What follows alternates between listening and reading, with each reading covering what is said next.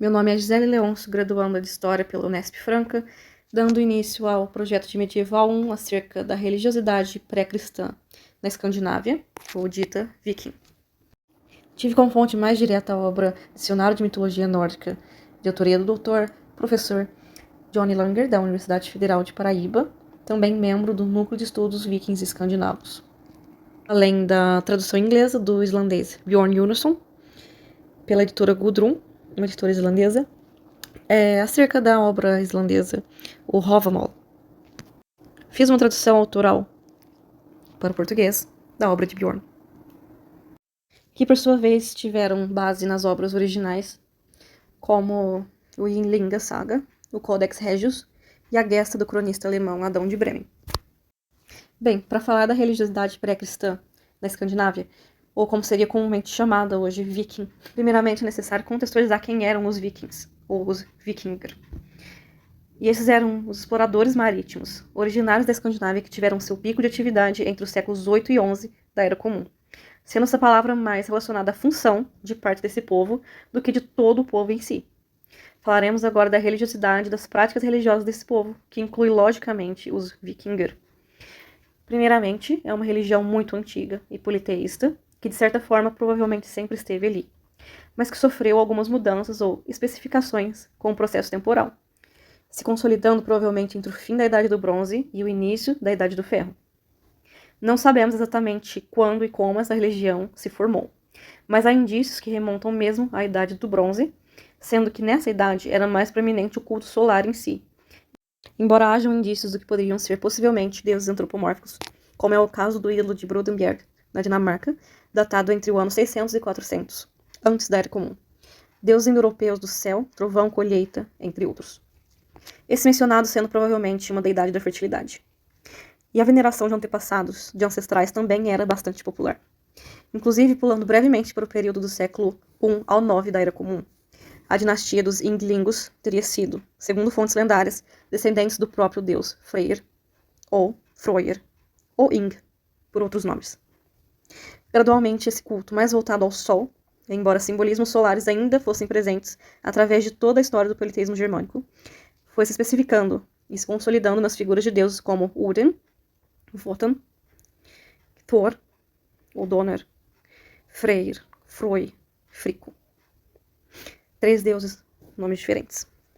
Sendo que esses deuses voltados à fertilidade e fecundidade, chamados posteriormente de Vanir, foram os primeiros, seguidamente daqueles voltados a estratégias e sabedorias de guerra, os chamados posteriormente de Aesir, já que era uma cultura bastante guerreira, e é natural que nomes surgissem para evocar as forças desses deuses. De qualquer forma, as deidades indo-europeias, germânicas ou não, mas aqui estamos tratando das germânicas especificamente, são representadas por forças naturais, como a fertilidade da terra ou humana, a sabedoria, o trovão, a beleza e afins, para comunidades profundamente rurais, com base também nas tradições orais, o folclore regional antigo. No geral, essa é a gama de deuses originais dos escandinavos, dos anglo-saxões, pré-cristianização, inclusive a primeira menção textual, que seria possivelmente um culto a Wotan, ou Odin, foi pelo senador e historiador romano Tácito, no ano 98 da Era Comum, onde é descrita a adoração a um deus que ele identifica por Mercúrio, que pode corresponder a Odin, como foi feito também pelo cronista Adão de Bremen, tardiamente, identificando a figura do deus Odin a Marte. Falemos agora sobre algumas práticas religiosas desse povo. Bem, não era costumeira a presença de uma casta de sacerdotes, sendo que seria o chefe do povoado o responsável por professar cerimônias religiosas, mas não havia rito de inicialização para se tornar sacerdote ou sacerdotisa. Não havia uma oração em comum que alguém deveria professar sempre, tampouco a construção de templos era comum, embora tenham havido alguns, o mais famoso sendo o templo de Uppsala, que falarei em seguida. De qualquer forma, a maioria das cerimônias eram realizadas em espaço público ou naturais, como florestas, lagos, pântanos, montes, montanhas e afins. Os principais cultos eram sazonais, como a celebração dos solstícios de inverno e verão, ou ocasionais, como batismos, funerais, sagração de terras, juramentos, ou mesmo para situações de crise, como a véspera de uma batalha importante. Isso nos leva também ao conhecimento de que a religião poderia ser um tanto particular. Uma vila poderia ter um deus patrono em específico, enquanto uma família poderia também ter seu deus patrono. Havia uma relação semi-pessoal entre um deus e uma pessoa, referindo-se como kære vinur, significando querido amigo, levando até um amuleto com sua imagem ou símbolo em referência a essa deidade. Além das costumeiras celebrações sazonais, diante de uma necessidade, se invocava o deus sob a forma de contrato, como se dissesse: se eu lhe ofereço isso, me darás aquilo em troca. O que nos leva para a importância do sacrifício nessa sociedade. Sacrifício de si, como as próprias lendas contam que o deus Uden o fez primeiramente. Sacrificou-se na árvore da vida Yggdrasil, pendurado com uma lança atravessada em seu peito para adquirir o conhecimento das runas, que eram, ao mesmo tempo, e dependendo da ocasião e do uso, símbolos mágicos e ritualísticos com propósitos de cura, proteção e outros valores, como também utilizado como alfabeto dos povos proto-germânicos e pelos próprios vikings, tardiamente. E como Deus sacrificou um dos olhos no poço de Mimir para aprender os segredos dos cosmos. Sacrifício tem essa parte central da religiosidade, seja ele pessoal, mesmo em sentido figurado, como também literal, em sacrifícios animais, cuja carne seria consumida depois pelos participantes, e também raros sacrifícios humanos. Acerca dos sacrifícios humanos, é um tema que precisamos ter bastante cuidado, pois a maioria das fontes que relatam isso são de autores cristãos, e esses podem exagerar bastante os fatos ocorridos. O sacrifício humano poderia ter acontecido, mas era circunstancial, e geralmente seriam criminosos escravos, não era de forma alguma frequente. Sobre essas ocasiões sacrificiais, há registros escritos acerca de um templo situado em Uppsala, na região que hoje é chamada de Gamla Uppsala, na Suécia, que era um templo de peregrinação religiosa desde o período das migrações, atestado por fontes históricas como o próprio Ynglinga Saga e a obra Vitansgari, escrita em torno de 876 por São Humberto, que menciona a presença de um importante festival religioso não muito longe de Birka, onde ele se situava. Mas a obra datada de cerca de 1070, do cronista alemão Adão de Bremen, chamada Gesta Hamburgensis Ecclesiae Pontificum, foi a primeira a descrever algo específico desse local, mas que deve ser encarado com cuidado, pois é claramente uma interpretação cristã sobre a Escandinávia medieval, com traços fantasiosos, tendenciosos e, obviamente, exagerados. Citarei agora uma tradução do livro 4, dos capítulos 16 e 17 do Gesta Hamburgensis Ecclesiae Pontificum, edição latina de Bernhard Schmeidler. Falemos um pouco agora acerca da superstição dos suecos. Aquele povo possui um famoso templo chamado Uppsala, não longe da cidade de Sigtuna. Naquele templo, que é totalmente adornado de ouro, o povo adora as estátuas de 3 deuses, de modo que o mais poderoso deles, Thor, ocupa um trono no centro do salão. Ao seu lado também, Wotan e Frigg possuem os seus lugares. Estes deuses representam o seguinte: Thor, diz eles, preside sobre o ar, sobre os trovões e os relâmpagos, os ventos e as chuvas, o bom tempo e sobre as colheitas. O outro, Wotan, ou seja, o furioso, rege a guerra e dá aos homens força contra seus inimigos.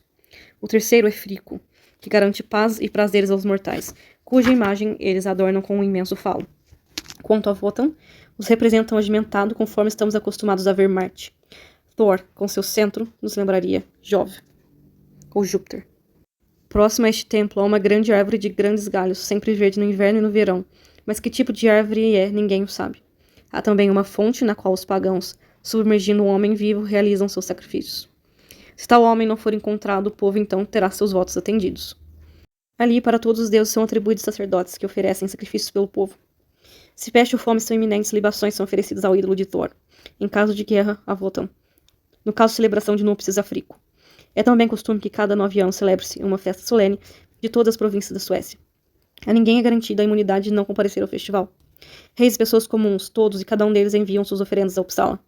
Ademais, o que é mais penoso do que qualquer forma de punição é aqueles que já adotaram o cristianismo têm que se redimir por não participar do sacrifício.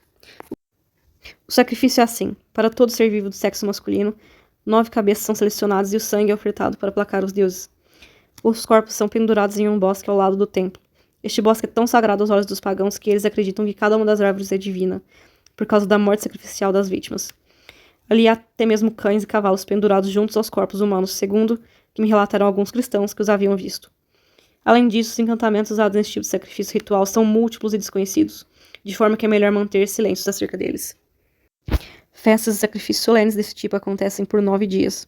A cada dia, oferece-se um homem junto a outros animais, em número tal que, ao longo dos 9 dias, 72 criaturas são sacrificadas. Este festival ocorre no tempo do equinócio de inverno. Fecha a citação da Gesta de Adão de Bremen. Quanto à noção de vida após a morte, essa era bastante diversa, não se limitando somente ao famoso Valhall, o salão do deus Odin, para onde iriam os guerreiros mortos.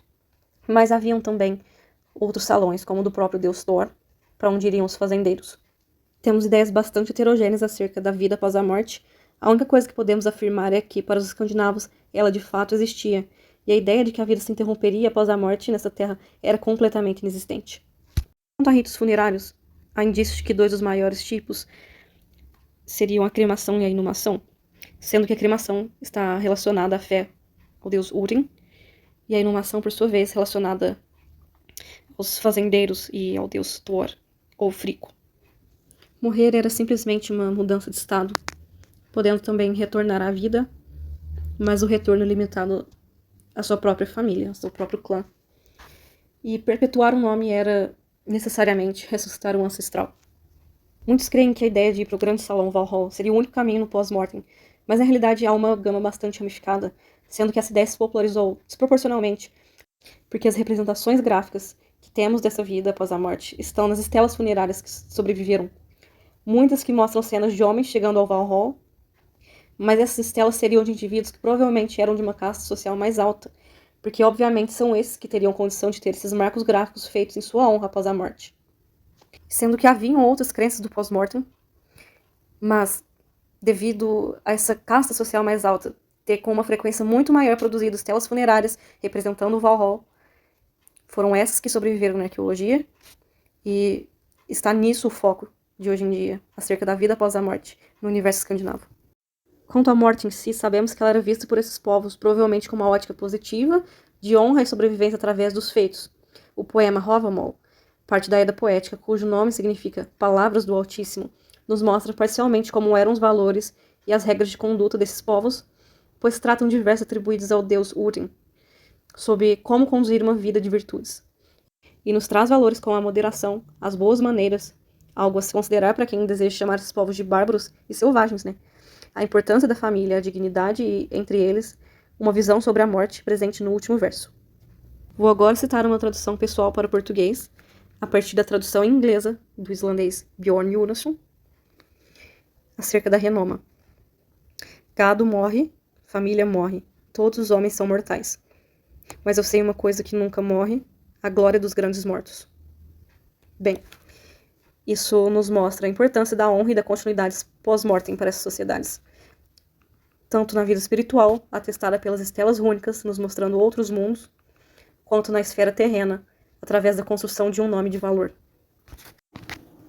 Encerro aqui o meu projeto acerca da religiosidade escandinava pré-cristianismo e agradecimentos às fontes diretas e indiretas, historiográficas ou históricas, e agradeço a atenção de todos aqueles que me ouviram.